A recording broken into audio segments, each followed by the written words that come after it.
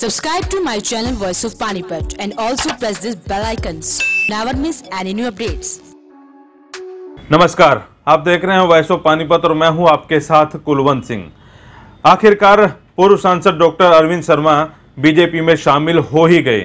पूर्व सांसद ने मुख्यमंत्री के सामने शर्त रखी थी कि उन्हें करनाल लोकसभा से चुनाव लड़वाया जाए, लेकिन मुख्यमंत्री आनाकानी कर गए। मुख्यमंत्री चाह रहे हैं कि उनके पसंद का नेता यहां से चुनाव लड़े। पूर्व सांसद सोनीपत गए, लेकिन सोनीपत से भी पार्टी ने आनाकानी कर दी। पार्टी चाह रही है कि रोहतक से सांसद दीपेंद्र हुड्डा के सामने डॉक्टर अरविंद शर्मा को चुनाव लड़वाया जाए। देखिए ये रिपोर्ट। पूर्व सांसद डॉक्टर अरविंद शर्मा ने प्रधानमंत्री नरेंद्र मोदी में आस्था जताते हुए पार्टी ज्वाइन कर ली है। ज्वाइनिंग के साथ ही सोनीपत से मौजूदा सांसद रमेश कौशिक के टिकट पर संकट की बादल मंडराने शुरू हो गए हैं। सूत्र बता रहे हैं कि डॉक्टर अरविंद शर्मा करनाल से टिकट मांग रहे थे, लेकिन मुख्यमंत्री इस सीट पर अपने चहेते को चुनाव लड़वाना चाह रहे हैं। इस बात का इल्म शर्मा को भी है, इसलिए पूर्व सांसद सोनीपत से टिकट लेकर चुनाव लड़ने का मन बना रहे हैं।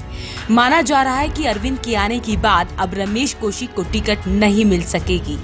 ग्राउंड जीरो पर करवाए गए सर्वे में भी माहौल कौशिक के खिलाफ है, लेकिन भाजपा चाह रही है कि अरविंद शर्मा को रोहतक से कांग्रेस के सांसद दीपेंद्र हुड्डा के सामने चुनाव लड़वाया जाए। अगर जातिगत समीकरण की बात की जाए तो पार्टी अरविंद शर्मा को करनाल से चुनाव लड़वाती है तो साथ लगती सोनीपत से ब्राह्मण को टिकट नहीं देगी।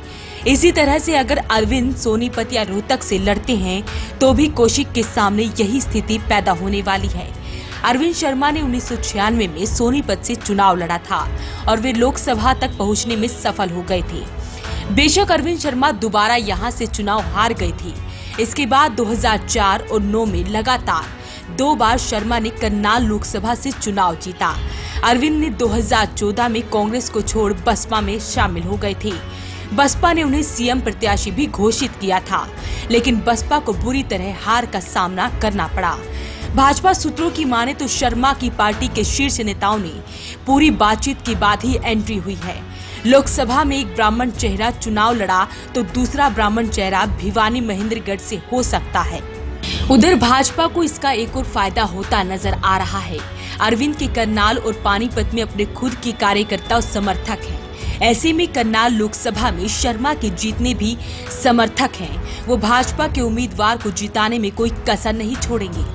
पूर्व सांसद पिछले 2 साल से शिक्षा मंत्री रामविलास शर्मा के संपर्क में थे। शुक्रवार को उन्होंने भाजपा ज्वाइन कर ली। इससे पहले डॉक्टर शर्मा की वापस कांग्रेस में जाने की चर्चा भी चली थी। पूर्व सांसद डॉक्टर शर्मा 2014 में कांग्रेस से लोकसभा चुनाव लड़े और भाजपा के प्रत्याशी अश्विनी चोपड़ा से हार गए। उसके बाद उन्होंने बसपा ज्वाइन की तो पार्टी ने उन्हें सीएम चेहरा घोषित कर दिया। पिछले विधानसभा चुनाव में वे 2 सीटों पर लड़े और दोनों ही जगहों से हार गए। साल 2016 में उन्होंने बसपा भी छोड़ दी। इसके बाद शर्मा ने सांसद दीपेंद्र संग मंच साझा कर हुड्डा की पसंदीदा गुलाबी पगड़ी भी पहनी। तब शर्मा के कांग्रेस में लौटने की क्यास लगे। फिर करनाल में मई 2017 को शिक्षा मंत्री रामविलास शर्मा संग मंच साझा किया। तब से लेकर इस खिचड़ी को पकने में 2 साल लग गए। 2014 में बसपा का सीएम चेहरा घोषित होने के बाद वह जुलाना और यमुनानगर से चुनाव लड़े, लेकिन दोनों जगह बुरी तरह से हार गए थे। इसके बाद वर्ष 2016 में बसपा से भी इस्तीफा दे दिया। सूत्रों का कहना है कि जींद विधानसभा चुनाव में भी उनकी ड्यूटी लगी थी। वे 5-6 बार जींद में गए थे। पार्टी ने जींद में भी सक्रिय भूमिका निभाने को लेकर सभी तरह की जानकारी जुटाई गई। ऐसे में पार्टी के केंद्रीय नेतृत्व ने शर्मा को भाजपा में शामिल करने का फैसला किया। पिछले करीब 1 साल से वे दिल्ली में पार्टी के आला नेताओं के संपर्क में थे और कई बार हरियाणा भाजपा के नेताओं से भी मुलाकात कर चुके हैं। डॉक्टर अरविंद शर्मा ने अपने राजनीतिक सफर में कई उतार चढ़ाव देखे हैं।